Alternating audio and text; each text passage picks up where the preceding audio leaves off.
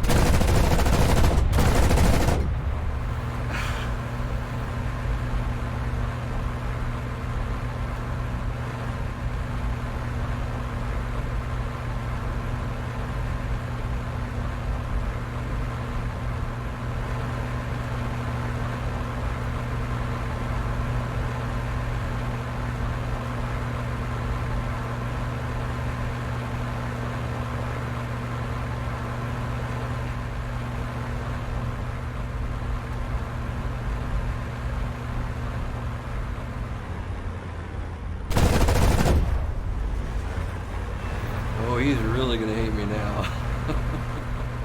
Okay, let's break this down. Here I notice he's on my 6, coming in hot, and I can see by the gull wings that he's an A7M, which is scary. I have a video on my channel about how monstrous the A7M is. In a situation like this, all alone, low on energy after another fight, trying to extend and get my energy back, an A7M coming in with higher energy, I'm going to die 9 times out of 10. Against a 109 in this situation, I'd have a fighting chance, but against an A7M, not so much usually. Now, I try to extend in the Yak first. The best thing to do against Japs in the situation where they're on your 6 is run away if you can, but it ain't happening. I'm not outrunning him, so I have to defend. Now, right here he's giving me overshoot indicators. The speed that he's coming in at and the angle of his nose means that if he were in a plane like a 109, I'd tighten my turn up here, wait for him to cross my tail, and then reverse into him. But I've learned with bitter experience that Japs just don't overshoot that way. They'll just tighten their turn to match you and end up glued to your 6. But I also know that my Yak has a really good roll rate, and pretty much the only weakness to the A7M is its roll rate, so I decide to use flat scissors here to see if I can get an overshoot. It works, and he goes vertical, which is great. That's what he should do. I go up after him. I'm not expecting to get guns on. My thinking here is that I just want to create angles problems for him, because if I let him get behind my 3-9 line, I'm dead. Coming down from the loop low on energy, I have my lift vector in lead because I just have no confidence that if I go to lag, I'll be able to control the fight. The A7M will just radius around and kill me. So I go lead again with the intention of at least creating hard angles for him.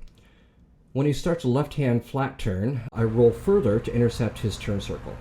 I'm hoping that I'll get a deflection shot before I overshoot.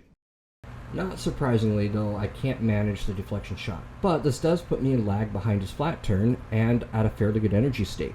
Our turn circles are misaligned here, so I hold my turn a little bit loose at first, and then when our circles come back to intersect, I'm able to pull a little harder and get a snapshot, which actually connects.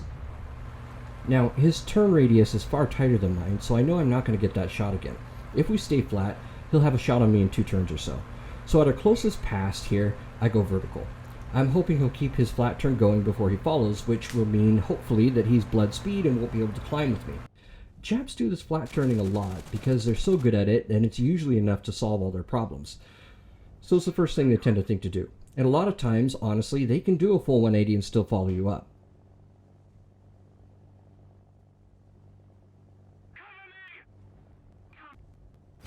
I'm hoping this time that with the extended fight and the damage, he won't have the speed. Sure enough, he does his 180 flat underneath me, and then he starts to pull up after me, and sure enough, he doesn't have the speed. Now, I'm not expecting to get the nose on when I come back down here because I'm not going to be fast enough to have enough nose authority, so I'm planning to go down through the bottom of the loop and back up into another one after I miss him, and hope that he goes flat again and bleeds more speed. But he gives me a present. He turns away from me.